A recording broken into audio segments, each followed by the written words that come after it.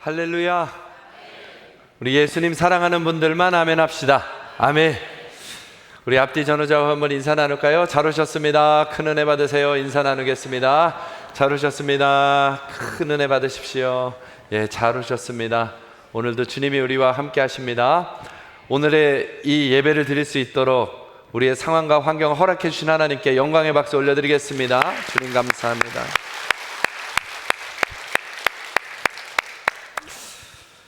오늘 날이 참 좋습니다.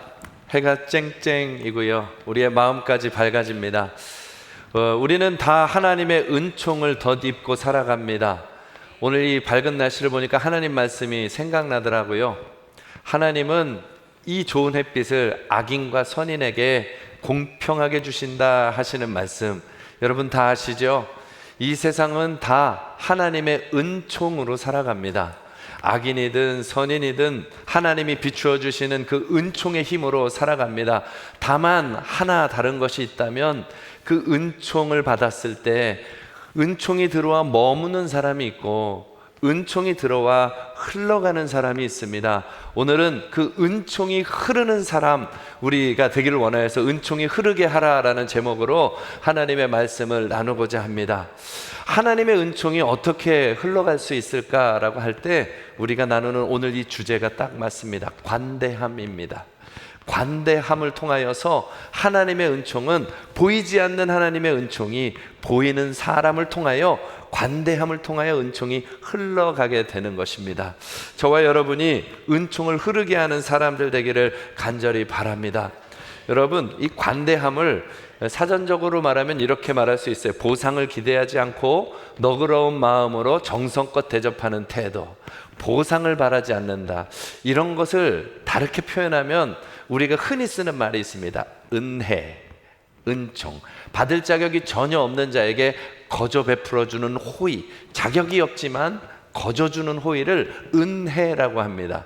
관대함이 딱 그와 같아서 자격이 없고 보상을 바라지 않아도 정성껏 대접해주는 마음, 그게 바로 은혜요 은총입니다. 바라기는 오늘 저와 여러분 안에 그런 은총이 가득하기를, 관대함이 가득하기를 축복합니다.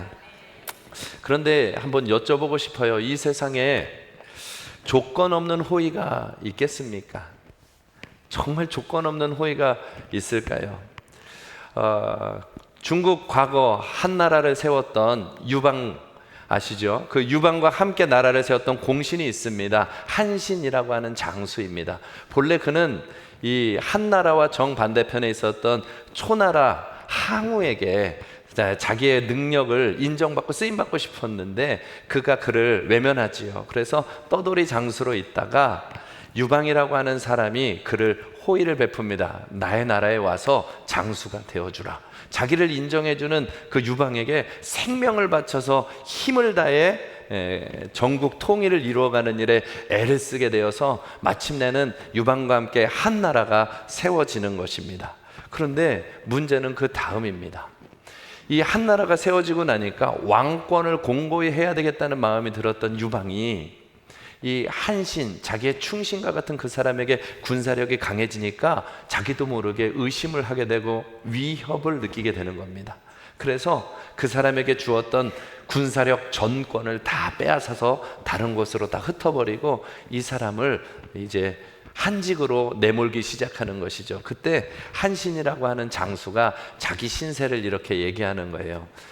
토끼 잡는 사냥개는 토끼 사냥이 끝나고 나면 가마솥에 삶아 먹히는 것이지, 자기 신세를 한탄하면서 지은 그 사자성어 다 아시죠? 토사구팽. 그것이 이 세상의 원리와 딱 같습니다.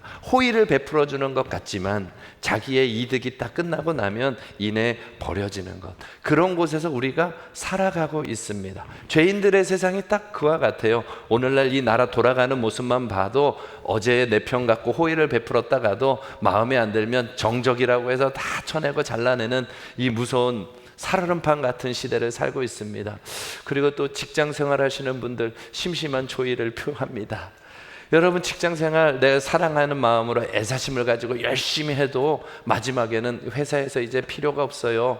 우리 회사에 유익이 안 돼요. 그러면 언제 잘려나갈지 모르는 그 무시무시한 그 인원 정리하는 그런 모습들, 그때마다 얼마나 마음이 아파요. 그래서 우리가 마음이 자꾸만 차가워지고 식어져 갑니다. 날카로워지고요. 그런 세상을 우리가 살아가고 있습니다. 이제는 명예퇴직하는 시기가 40대 초반으로 당겨졌다 그러잖아요. 어떤 곳은 30대 후반까지 당겨졌다고 하니까 얼마나 치열하게 살아가는지 모릅니다. 이런 곳에서 조건 없이 호의를 베푸는 관대함을 만날 수 있을까?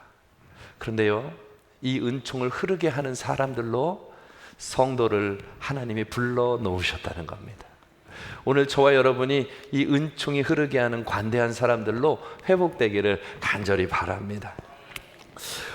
오늘 말씀은 다윗이 왕권이 튼튼해졌을 때, 힘이 주어졌을 때 행했던 관대함을 베풀었던 일을 기록하고 있습니다. 다윗이 왕이 되어서 사울 왕가의 후손 중에 남은 자를 찾기 시작하고 그 중에 다리 저는 장애인 무비보셋을 찾아내요 그를 회복시켜 주시는 장면이 오늘 말씀이죠.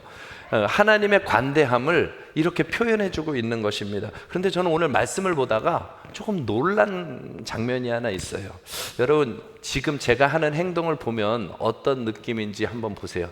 자, 이 신당동에서 어려움 당하는 사람, 가난한 사람을 찾아오라. 내가 하나님의 은총을 베풀겠노라. 여러분, 어때 보이십니까? 죄송해요, 제 식으로 싹퉁말이 없어 보이죠? 참 이렇게 교만한 모습이 어디 있습니까? 하나님의 은총을 내가 베풀겠다. 그런데요, 그 말을 다윗이 합니다. 사무엘하 9장 3절 말씀에 보면 사울의 집에 아직도 남은 사람이 없느냐? 내가 그 사람에게 하나님의 은총을 베풀고자 하노라. 왕이면 왕이지, 자기가 무슨 얼마나 대단한 능력이 있어서 하나님의 은총을 베풀겠다. 여러분, 이거는 보통 말이 아니지 않습니까? 함부로 꺼낼 수 없는 말. 그런데 다윗은 그 말을 꺼내고 있습니다. 하나님의 은총을 베풀겠다. 여러분, 이 말 속에는요, 감춰진 의미가 있어요. 자기가 하나님과 같이 높아졌기 때문에 은총을 베풀겠다라는 얘기가 아니라 하나님이 나에게 베풀었던 그 은총을 나도 흘려보내겠노라 하는 얘기입니다. 내가 여기까지 온 것이 하나님의 은총인데 내가 받았던 그 은총을 누군가에게 흘려보내려고 한다. 그 흘려보냄 받은 사람을 찾으라 하면서 찾아낸 것이 사울왕 가문의 무비보셋인 것입니다. 그런데 그 무비보셋을 찾아낼 때 이 다윗이 한마디를 더 합니다. 사무엘하 9장 1절에 보면 요나단으로 인하여 라는 표현이 나와요. 요나단으로 인하여.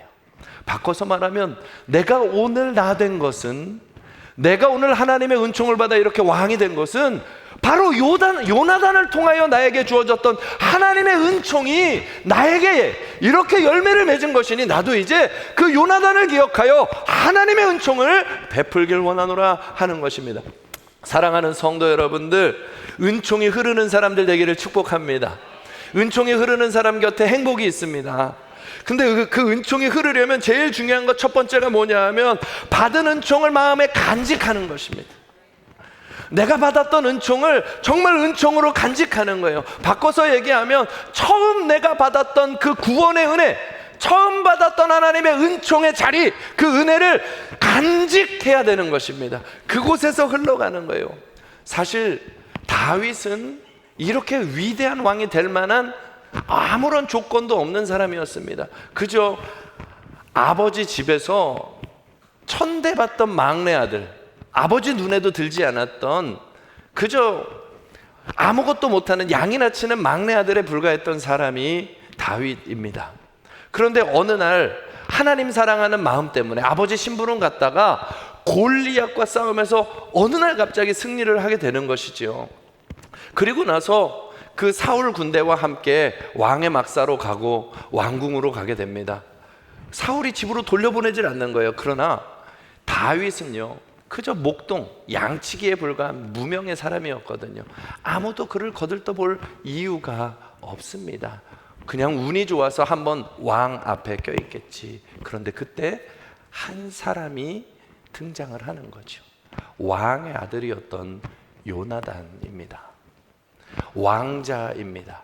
그때 당시에 모든 권세를 가지고 있는 왕, 사울 왕의 아들입니다. 지위로 따지면 가장 높은 사람이죠. 그런데 그 요나단이 이유도 묻지 않습니다. 조건도 묻지 않습니다.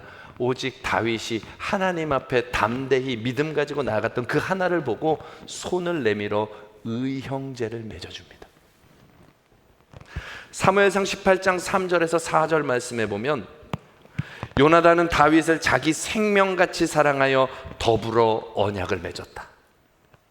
다윗을 생명같이 사랑했다는 거예요. 그저 목동에 불과한 무명의 그 사람을 요나단이 손을 내밀어서 생명같이 사랑하여 의형제의 언약을 맺어주면서 자기가 입었던 겉옷을 벗어 입혀주고 자기가 가지고 있던 군복과 칼과 활을 주면서 너와 나의 생명은 하나다, 너와 나는 같은 꿈을 향해 간다, 그를 자기의 형제로 맞아주는 것입니다.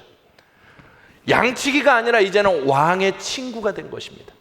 왕의 형제가 된 것입니다. 왕궁에 있어도 다 무시받고 아무도 거들떠보지 않던 사람이었지만 요나단 옆에서 함께 걸어가면 이제 어떤 사람이 되는 거예요? 존귀한 자가 되는 거죠. 여러분, 다윗이 그런 은총을 받은 거예요. 아무것도 없는 무명의 사람을 가장 존귀한 자의 친구로 높여주는 은혜를 다윗이 받은 겁니다. 요나단의 관대함이에요. 근데 거기서 그치지 않더라고요. 요나단에게 받았던 은총이 얼마나 완벽한지 이제 사울 왕이 다윗을 죽이려고 할 때, 모든 사람에게 다윗을 죽여야 된다고 이야기할 때 요나단만큼은 생명을 걸고 다윗을 변호해 주더라 이 말이에요. 여러분, 다 사람들이 싫어하는데 나는 끝까지 변호해 줄 용기 있으십니까? 이렇게 말하면 좀 씁쓸하지만 교회 안에서 말이에요, 교회 안에서 1000명의 성도가 있는데 999명이 저 한 사람을 다 뭐라고 합니다. 그런데 그 한 사람 곁에서 친구 돼줄 수 있습니까? 그냥 아멘 하세요. 그럴 수 있겠습니까? 여러분, 주변의 시선 때문에라도 그게 어렵습니다. 다윗이 딱 그와 같았어요. 시편 55편 12절에 보면 이런 말씀이 나옵니다. 다윗이 자기 신세를 한탄하면서 했던 말이에요. 나를 책망하는 자는 원수가 아니라 원수일진데 내가 참았으리라. 나를 대하여 자기를 높이는 자는 나를 미워하는 자가 아니라 미워하는 자일진데 내가 그를 피하여 숨었으리라. 무슨 말이 이 말 같기도 하고 저 말 같기도 하고, 여러분 이게 해석을 어렵게 해놔서 그래요. 이런 거예요. 어제까지는 친구인 줄 알았는데 오늘 보니까 나를 배신하고 있었네. 만약에 이 사람이 원수인 줄 알았다면 내가 진작에 피했을 텐데. 그러니까 사울왕의 위세가 얼마나 거셌는지 친구처럼 지내는 줄 알았는데 알고 보니까 배신하고 자기 생명을 위하여 다윗을 팔아넘기는 반대자가 되어 있는 모습들. 어제까지 친구가 오늘 원수가 되어 있는 모습에, 그러니까 얼마나 외롭고 쓸쓸하고 힘들겠습니까? 그런데요, 그럴 때 왕이 미워하는 그를 향하여 변호해 주는 사람이 요나단이었다는 것입니다. 말씀 사무엘상 19장 4절에서 5절에 보면은 이렇게까지 말합니다. 요나단이 그의 아버지 사울에게 다윗을 칭찬하여, 죽이고 싶어 하는데 칭찬하고 있어요. 이게 말이 됩니까? 원하건대 왕은 시나 다윗에게 범죄하지 마세요. 그는 왕께 득죄하지 아니하였고 왕께 행한 일은 심히 선합니다. 자기 생명을 아끼지 아니하고 블레셋 사람을 죽였고 여호와께서는 온 이스라엘을 위하여 큰 구원을 이루셨습니다. 이를 보고 왕이 기뻐하셨거늘 이제는 왜 죽이려 하십니까? 그는 선한 것밖에 없습니다. 여러분, 죽이려고 하는 사람 앞에서 상대방 편을 들어줄 수 있겠어요? 그것도 왕 앞에서. 죄송하지만 요새 대통령 앞에서 대통령 의견만 따라가지 않아도 다 잘려나가는 판인데, 왕 앞에서, 서슬퍼런 왕 앞에서 그 원수 같다고 여기는 사람의 편을 들어주는 것이 가능하겠냐 이 말이에요. 그러나 요나단은 생명같이 사랑하여 변호해주는 은총을 베푼다 이 말이에요. 생명 건 사랑이 예수마을교회의 사랑이 되기를 간절히 원합니다. 나를 위하여 누군가의 생명을 끌어다 쓰는 사람이 되지 아니하고 나의 생명을 누군가를 향하여서 끊임없이 내어줄 수 있는 은총의 사람들이 되기를 축복합니다. 가정에서도 마찬가지입니다. 남편을, 아내를 나를 위하여 끌어다 쓰지 말고 나를, 남편을 위하여, 아내를 위하여, 자녀를 위하여 끌어다가 줄 수 있는 사람이 된다면 그 은총이 흐르게 될 것입니다. 요나단에게 받은 은총이 바로 그런 은총이에요. 다윗이 뭐 했는데요? 아무것도 안 했어요. 하나님의 은총이 요나단의 관대함이라고 하는 통로를 통하여 다윗에게 흘러가고 있는 것입니다. 그 고백을 하는 거예요. 하나님의 은총을 내가 받았다. 요나단을 기억한다. 누군가에게 기억되는 사람들 되시기를 축복합니다. 거기서 더 나갑니다. 또 한 번은요, 다윗이 긴 세월 도망자로 숨어 지낼 때, 이제 지칠 대로 지치고 너무 힘든 때가 있었습니다. 사울왕과 큰 군대 3,000명의 정예병이 다윗을 잡으려고 그 숲으로 찾아온 것이죠. 요나단도 그 다윗을 찾는 군대 안에 함께 있었습니다. 그런데 그 군대에서 따로 빠져나와서 다윗을 찾아 들어갑니다. 그리고는 찾아와서 어떻게 이야기하느냐, 다윗을 격려해 주는데 말씀으로 격려해 주는 거예요. 지쳐있는 다윗에게 사무엘상 23장 16절 이하 18절에 보면 요나단의 그 은혜, 그 관대함이 얼마나 놀라운지, 사울의 아들 요나단이 일어나 수풀에 들어가서 다윗에게 이르러 그에게 하나님을 힘있게 의지하게 하여, 다윗아 걱정하지 마, 하나님을 더 의지해. 왜 하나님을 의지하느냐? 17절, 요나단이 그에게 이르기를 두려워하지 말라. 내 아버지 사울의 손이 너에게 미치지 못할 거야. 절대 사울왕의 손이 너를 해하지 못해. 그 이유는 너는 이스라엘의 왕이 되고, 하나님이 약속하셨잖아. 너는 이스라엘의 왕이 된다고 하나님이 약속하셨잖아. 하나님의 말씀이잖아. 너는 이스라엘의 왕이 되고 나는 너의 다음이 될 것이야. 내 아버지 사울도 그것을 알아. 그래서 너를 죽이려고 하지만 하나님의 계획이 이루어질 것이기 때문에 두려워하지 마라. 지치지 마라. 힘내라. 용기를 내라. 오늘이 다가 아니다. 반드시 일어난다. 요나단이 다윗에게 와서 하나님의 말씀으로 힘을 주고 있는 거예요. 그 은총, 그 관대함을 힘입어서 다윗이 고난의 순간을 넘어가고 있는 것입니다. 우리 예수마을교회 성도들 안에, 가정 안에 말씀으로 세워주는 은혜가 있기를 축복합니다. 말씀으로 격려하여 누군가를 일으켜주어 고난의 때를 넘어가게 할 수 있다면, 하나님의 약속을 가지고 누군가의 고난의 때를 넘겨줄 수 있는 사람이 된다면 이보다 큰 은혜가 어디 있겠습니까? 그것을 힘입어서 마침내 그 말대로 다윗이 이스라엘의 왕이 된 것입니다. 그리고 나서 힘이 생겼을 때 제일 먼저 떠오른 것이 사울의 가문을 찾아보라. 아직도 사울 왕가에 남은 자가 누구 있는가? 내가 요나단을 기억하여 하나님의 은총을 베풀리라. 여러분, 은총이 흐르게 하려면 제일 중요한 것은 내 안에 은총이 머물러야 돼요. 그것은 처음 받은 그 은총의 자리, 하나님의 은총과 그 은총의 통로가 되었던 그 사람들을 기억하고 간직하는 것입니다. 그것을 기억할 때에 언제라도 어려움을 넘어설 수 있고 문제를 이길 수 있게 되는 것입니다. 오늘 그 처음 사랑과 처음 은혜의 그 자리가 회복되기를 축복합니다. 우리가 잘 아는 목사님 중에 이재철 목사님이라고 계십니다. 한국에서 가장 존경받는 설교자요 목사님 중에 한 분이시죠. 근데 이분이 어떤 경우에도 자기가 교만해지지 않고 넘어지지 않는 이유를 이렇게 말합니다. 내가 처음 은혜 받았던 그 자리를 생각해 보면 오늘은 하나님이 주신 선물 중에 선물이라는 고백을 하게 된다는 거예요. 본래 이 이재철 목사님은요, 젊은 시절에 사업으로 큰 성공을 거뒀던 사람입니다. 모태신앙이기도 하고요. 어느 정도로 큰 돈을 벌었냐? 70년대 80년대 그 강남 반포동의 40평 아파트가 800만 원 할 때 한 달에 한 8번에서 12번 정도는 하루에 1200만 원씩 벌어들이던 사람이 이재철 목사님이었습니다. 그때 당시에는 사업을 했기 때문에 그 많은 돈이 들어오니까 이 마음에서 이 채워지지 않는 그 헛헛함을 도박으로, 술로, 하룻밤 만에 아파트 한 채씩 도박으로 날리기도 하고, 그런 삶을 살아가는 거. 술, 도박, 가끔은 대마초, 그런 것까지 할 정도로 극도로 방탕한 생활을 하는 겁니다. 그러나 모태신앙이라 주일에는 교회를 잘 갑니다. 11조 잘 합니다. 교회에서는 반사 역할도 합니다. 그러니 자기 생각에는 교회 일 열심히 하고 세상적으로는 성공했으면 훌륭한 사람이라고 생각하는 거죠. 그렇게 어느 날 또 술을 잔뜩 먹고 이제 집에 들어가는데, 그분은 특징이 하나 있대요. 아무리 술을 많이 먹고 새벽 2시, 3시가 돼도 반드시 초인종을 누르고 들어갔대요. 왜? 아내가 나와서 맞이해 주어야 된다는 거예요. 그리고 집에 들어가면 반드시 밥을 먹고 자야 된다는 거예요. 그러니까 아무리 늦게 들어가도 띵동 나올 때까지.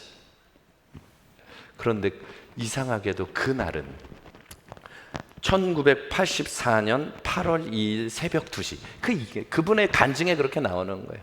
그날은 이상하게 주머니에서 열쇠가 잡히더래요. 오늘은 초인종을 누르지 말고 한번 들어가 볼까? 그리고 열쇠로 열고 집을 들어간 것입니다. 초인종을 언제 누를까 대기하고 있다가 잠들어 있는 아내, 책상 앞에 엎드려서 잠들어 있는 아내 옆에 작은 일기장이 하나가 있는 것입니다. 그리고는 그 일기장에 뭐라고 써있나 하고 보았더니 툭툭툭툭 물방울이 잔뜩 떨어져 있고 눈물 자국이죠. 그 일기장에 이렇게 써 있습니다. 나는 오늘도 버스를 타고 수유리 너머로 갔다. 시골길을 하염없이 걸으면서 오늘도 어김없이 죽음을 생각했다.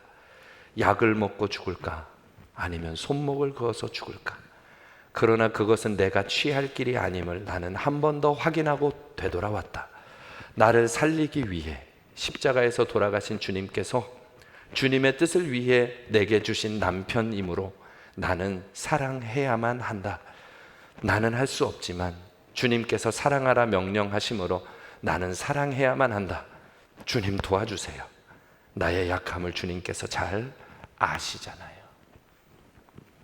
가슴에 한이 맺혀가지고 너무 힘들면 숨통 한번 열어보려고 버스 타고 수유리 그 시골길로 가서 걷다 오기를 수차례 하고 자기의 마음을 적어놓은 겁니다. 근데 그날 늘 초인종을 누르고 들어갔으면 못 봤을 그날은 하나님이 열쇠로 열고 들어가게 하고 그 자리에서 그 일기를 보면서 마음에 큰 울림이 오는 겁니다. 내가 왜 이렇게 살지? 내가 무슨 기쁨이 있어서 이렇게 살지? 내가 최고의 사람이라고 생각하고 술 먹고 교만하게 살아가는 그 시간에 아내는 늘 죽음을 생각하고 있었구나. 내가 무엇이길래 이 아내의 인생을 죽음으로 몰아넣고 있지? 그런 마음이 찾아오면서 자기의 인생에 대한 회개가 나오기 시작하는 거예요. 내가 무엇이길래 나를 이렇게 사랑해줘? 아내가 불쌍해서 울고, 모태신앙으로 어려서부터 6남매를 홀몸으로 키워오셨던 어머니의 그 기도들을 다 생각해 보니까 어머니한테도 죄송하고, 그리고 늘 하나님 앞에 돌아올 수 있는 기회를 끊임없이 주고 계셨음에도 불구하고 늘 배신하고 떠나가고 있는 자기 모습을 생각하니까 그게 너무나도 죄스러워서 그날 그 자리에서 무릎을 꿇고 하나님 앞에 울기 시작하는 겁니다.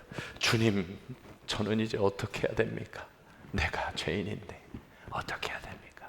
그때 하나님이 3번을 따뜻하게 안아주시더래요. 뒤에서 아내가 왔나 돌아보면 아무도 없고, 하나님이 3번 안아주시면서 마지막 3번째 이렇게 말하더랍니다. 나의 사랑하는 제철아, 나는 너를 한 번도 버린 적이 없단다.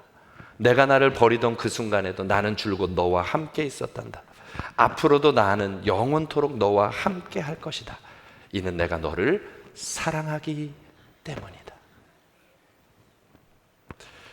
그날로 꼬꾸라져서 예수님을 구주로 영접하고 주님의 힘을 덧입어서 죄들을 끊어버리고 목회자의 길을 가기 시작한 것입니다. 여러분, 이 특별한 감동의 순간을 이야기하려고 하는 것이 아니에요. 그런데 그분이 자기의 모든 순간 갈수록 커져가는 것이 있는데 그날 만나주신 은혜가 갈수록 커진다는 거예요. 왜? 사람들에게 칭찬을 받으면 정말 훌륭한 설교를 하시고 많은 사람의 영혼을 바꾸시네요, 너무 대단하십니다라고 이야기를 듣고 있으면 만일 그날이 없었다면 나의 오늘은 없는 것이지. 그때 아내의 그 은총, 하나님의 그 사랑을, 아내의 관대함을 통하여 나에게 왔던 그 은혜가 없었다면, 나의 어머니의 은총이 없었다면, 나의 아내의 은총이 없었다면, 그 관대함이 없었다면, 그날이 없었다면 나의 오늘은 없는 것이지. 그래서 오늘을 생각하면 그 첫날이 보여서, 그 첫날의 은혜가 더 커져서 날이 갈수록 겸손해지고, 날이 갈수록 감격스러워지고, 날이 갈수록 고맙고, 날이 갈수록 눈물 나고, 날이 갈수록 하나님의 은총을 생각하면 가슴이 벅찬 거죠. 여러분, 하나님의 은총을 간직하는 것이, 누군가가 나에게 베풀어 주었던 은총을 간직하는 것이 은총을 흐르게 하는 첫 길입니다. 오늘 내가 있는 것은, 오늘 비록 내가 어렵고 고난이 있고 문제가 있다고 해도 오늘 내가 있는 것은 지난날에 그 은총의 현장이 있었기 때문에 오늘 내가 서 있을 수 있는 것이에요. 하나님의 은혜가 우리를 여기까지 오게 한 거예요. 지난주에도 얘기했는데, 저는 저희 어머니가 나를 안 날래다 낳았다니까. 그때 안 낳았으면 오늘은 없잖아요. 하나님의 은총이 있는 거예요. 관대함, 하나님의 은총이 사람의 관대함을 통로 삼아 흐르고 있는 거예요. 여러분, 꼭 주님의 은총을 기억하십시오. 1만 달란트 탕감받은 그 사람의 비유 아시잖아요. 내가 얼마를 탕감받았는데 100데나리온을 용서 못하나? 그것은 처음 자리를 잊어버렸다는 것입니다. 에베소 교회를 향하여서 첫사랑을 잃어버렸다라고 하는 말이 어느 자리에서 구원받았는지를 놓쳤다는 것입니다. 그 시작할 수 있었던 은총, 그 일을 가능케 해주었던 사람, 그것들을 기억할 때 우리의 마음은 은총을 흐르게 하는 통로가 되는 거예요. 요한복음 7장 38절에 이렇게 말씀하십니다. 나를 믿는 자는 성경의 이름같이 그 배에서 생수의 강이 흘러나오리라. 은총을 간직하고 있으면 간직하고 있을수록 여기서부터 생수의 강이 계속 터올라서 모든 곳에 흘려보낼 만한 하나님의 은총이 나를 통하여 나오기 시작한다는 것입니다. 사랑하는 성도 여러분들, 은총을 간직하십시오. 처음 자리를 기억하십시오. 오늘의 어려움만 보지 마시고 처음 자리를 보시기를 바랍니다. 그러면 이렇게 은총을 받은 사람은 또 한 가지 하는 일이 있어요. 오늘 다윗처럼 말이죠. 받은 은총을 그대로 행하는 것입니다.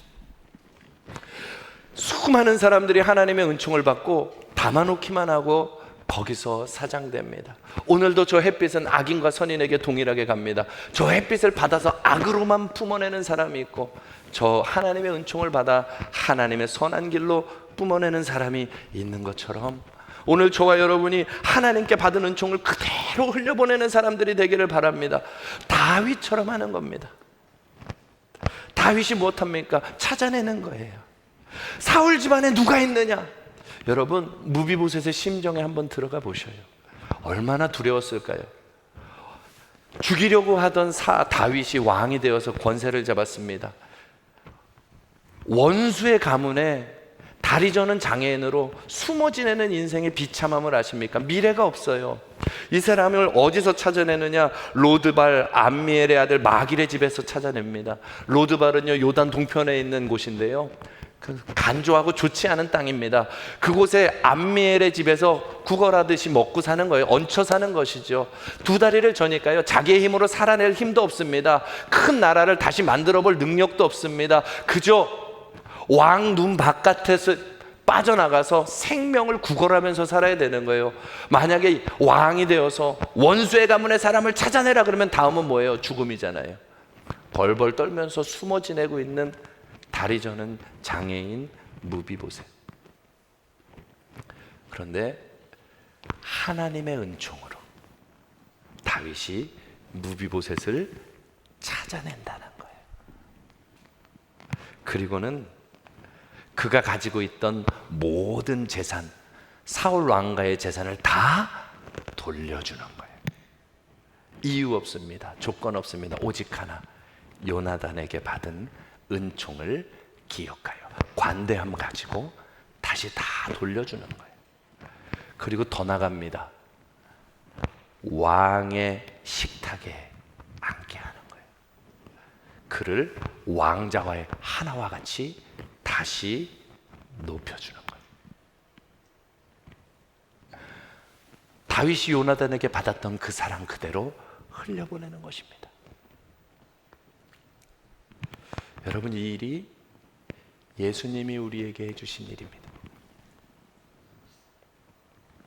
죽은 개와 같은 나를 어찌 이렇게 여겨주셔서 왕의 식탁에 앉게 하시나이까. 죄밖에 없고 더러움밖에 없고 추함밖에 없고 하나님의 이름을 한 번도 불러보지 못하던 우리를 하나님이 찾아내시고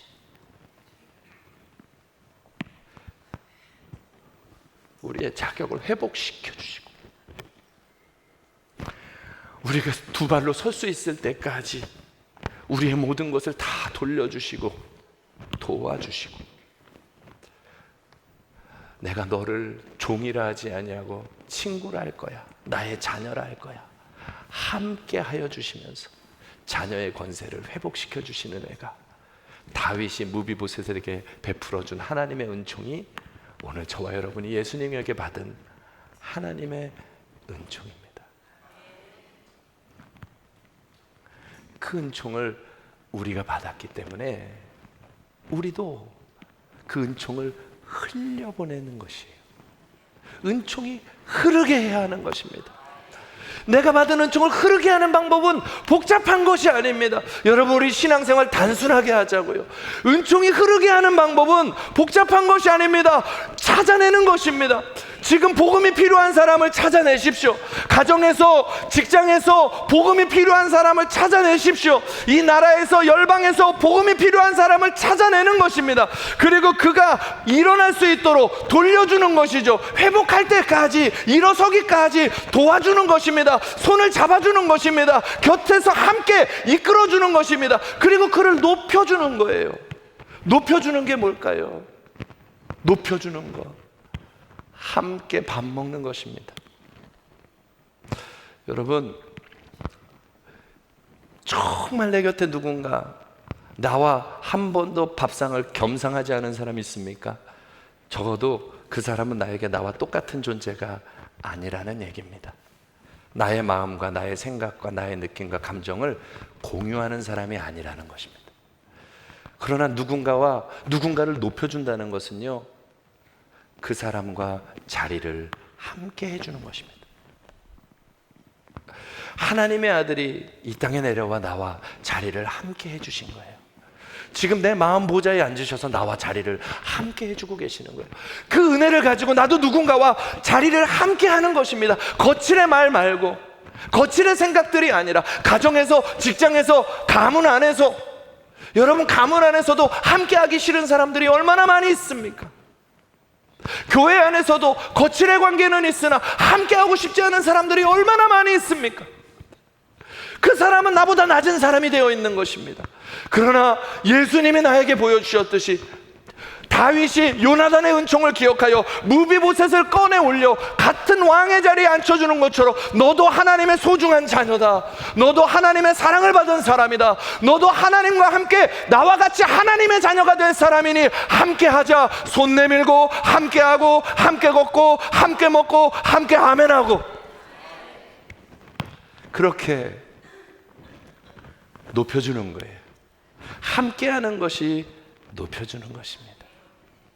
사랑하는 성도 여러분들, 은총을 흘려보내는 사람들 되시기를 바랍니다. 오늘 이 말씀을 준비하다가 참 하나님은 우리 교회의 모든 것들을 하나님의 흐름으로 이끌어 가신다는 생각이 정말 크게 드는 것입니다. 왜냐하면 우리 중고 청년들이 이제 탄자니아 레만다 마을로 이제 단기 선교를 준비하고 있습니다.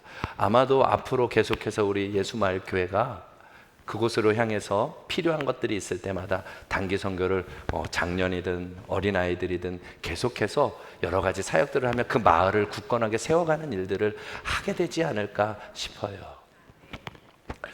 그런데 오늘 말씀이 마치 그 시작점과 같이 느껴지는 것입니다. 왜냐하면 레만다 마을이 어떤 곳이냐면요, 한번 사진 한번 띄워줘 보실래요? 다리가 저렇게 휘어있는 아이들, 장년들이 많아요. 이 마을의 유일한 식수원이 산에서 내려오는 물인데, 그 물에는 불소 함량이 기준치보다, 우리가 먹을 수 있는 기준치 식수에 있는 불소 함량보다 약 20배 가까이 높다는 것입니다. 이 불소는요, 뼈에 붙으면 뼈를 휘게 하는 그런 거예요. 그러니까 저 마을에서 태어나면 옛날부터 저 마을은 늘 다리 휜 사람들이 가득한 곳이에요. 꼬마 아이 때부터 다리가 휘고. 그런데 오늘 이 말씀을 쭉 보다 보니까요, 무비보셋이 떠오르는 건 왜일까요?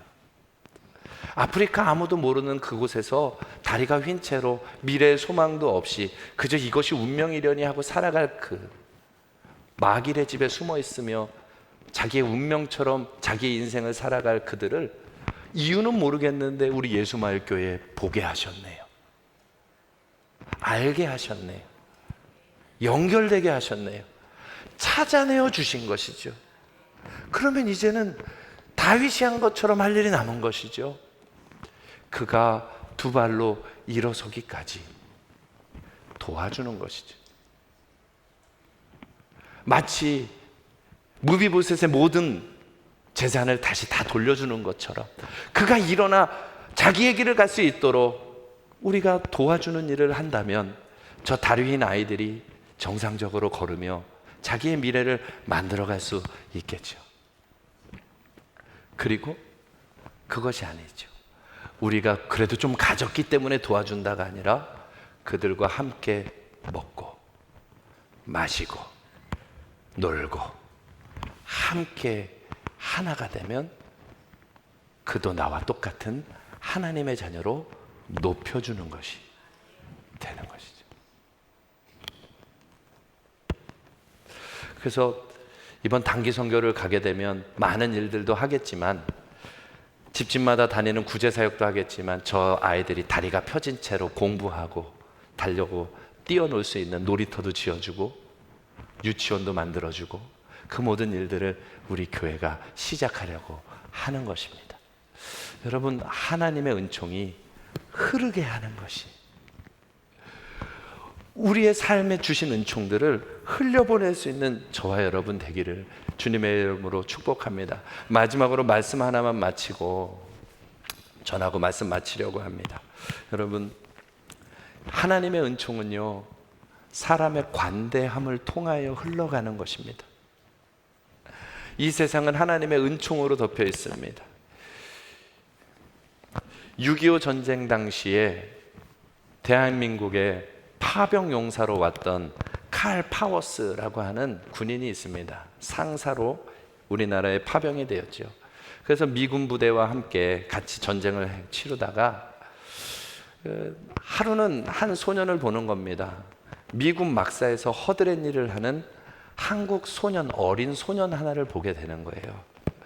근데 그 아이가 석양에 해 지는 모습을 보면서 쓸쓸히 혼자서 하모니카를 불고 있는 것입니다. 그 모습이 너무 안 돼 보였는지 옆에 와서 그렇게 물어봤다는 거예요. 야, 너 미국 가서 한번 미국 가서 공부해 볼래? 아, 그럼요, 좋지요. 근데 이 하모니카 불던 그 친구는 대수롭지 않게 생각했다는 거예요. 왜냐하면 미군 부대 사람들이 다 그 얘기를 했다는 거예요. 야, 너 미국 가고 싶냐? 같이 갈래? 다 이렇게. 그러니까 또 그런 사람 중에 하나려니 생각했는데, 이 칼 파워스 상사는 이 사람에게 그걸 묻고 나서는 그가 대답을 하니까요, 마음에 품은 것입니다. 예수를 믿는 사람이 아니에요. 그러나 이 한국의 그 가난하고 안타까운 소년을 보는 순간에 마음에 품고는 본인이 움직이기 시작하는 거예요. 이 아이를 어떻게 하면 미국으로 데려갈 수 있을까? 비자가 나오게 해야 되는데, 그래서 본인은 본국으로 돌아가야 되는 상황임에도 불구하고 돌아가는 상황을 6번이나 미루면서 대사관을 다니면서 마침내 비자를 받아 이 아이를 데리고 미국으로 가는 것입니다. 그런데 이 사람이 부자냐? 아니요. 가난한 탄광 노동자 집안 아들이었기 때문에 이 사람도 가난했어요. 대학을 간신히 마치고 난 후에는 교사로서 헌신을 하면서 이 사람만을 키우는 겁니다. 데리고 간 소년, 자기는 결혼도 안 해요. 독신으로 살면서 교사로 버는 돈을 이 사람의 학비를 위하여 대기 시작하는데요. 이 사람이 밥 존스 고등학교를 나오고 그리고 나서 신학대학을 가고 신학대학원을 졸업해서 목사가 되는 것입니다. 이 사람도요, 외국에서 공부해서 정치가가 되려고 하다가 너무나 외롭고 힘들어서 울고 있을 때 누가 예수의 복음을 전해 주어서 예수님, 이 요한복음 3장 16절 말씀으로 예수님을 영접하고 목사가 되기로 결정을 하는 거예요. 그리고 목사가 되어서 자기를 미국으로 데려와 준 칼 파워스 상사를 복음을 전하여 이 사람도 예수를 믿게 만드는 겁니다. 그리고 나서 한국으로 돌아와요. 그렇게 세워진 교회가 수원 중앙 침례교회입니다. 김장환 목사님. 자기가 받았던 은총을 그대로 흘려보내는 삶을 삽니다. 전쟁 이후에 다들 비관스럽고 소망이 없을 그때에 복음을 전하여서 소망을 일으켜주고 사람들에게 희망을 일깨우고 하나님의 말씀을 전파해주고 라디오 방송을 통하여서 수많은 사람을 깨울 뿐만 아니라 지금도 그 라디오 방송을 하는 이유는 저 북녘 땅에 복음을 모르고 고통당하는 이들에게 라디오 방송을 통하여서 은총이 전달되게 하려고 그 일을 이루고 있는 것이거든요. 김장환 목사님. 여러분, 하나님의 은총,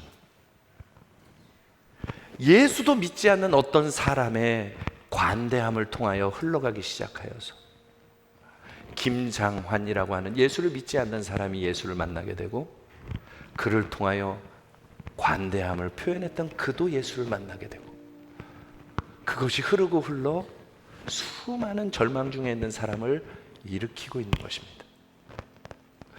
1957년에 그 파워스 상사가 이런 잡지에다가 인터뷰를 이런 글을 올렸습니다. 그동안 내가 어떻게 한 외국 소년을 알게 되고 또 후원을 했는지 이해할 수 없었다. 내가 왜 저 사람에게 마음이 끌렸는지 이해를 못한다는 거죠. 그러나 이제 그 이유를 알았다. 하나님께서는 나를 통하여 그에게 새로운 말씀을 주시기 원하셨고 하나님의 복음이죠. 하나님께서는 그를 통해 새로운 말씀이 하늘처럼 높은 데까지 닿게 하시고 한국처럼 절망적인 낮은 곳에도 그 말씀이 닿기를 원하셨다. 한 사람의 관대함을 하나님의 은총의 통로로 사용하여 세상을 변화시키고 있습니다. 여러분, 은총의 통로가 되고 싶지 않으십니까? 나를 통하여 은총이 흐르게 하고 싶지 않으십니까? 내 가정에, 내 직장에, 오늘 내가 만나는 사람에게 나를 통해 은총이 흐르게 하고 싶지 않습니까? 어렵지 않습니다. 간직하십시오. 나에게 은총 베풀었던 그 시간들을 간직하시고 내가 받았던 그 은총 그대로 찾아내고 도와주고 높여주는 관대한 사람으로 살아가십시오. 오늘부터 저와 여러분의 삶에 하나님의 은총이 흐르게 될 것입니다. 하나님의 나라가 회복이 될 것입니다. 그 하나님의 은혜를 향하여 나아가는 저와 여러분 되기를 주님의 이름으로 축복합니다. 우리 함께 이 찬양하면서 준비한 예물도 드리고요, 또 하나님께 결단의 기도도 드리십시다.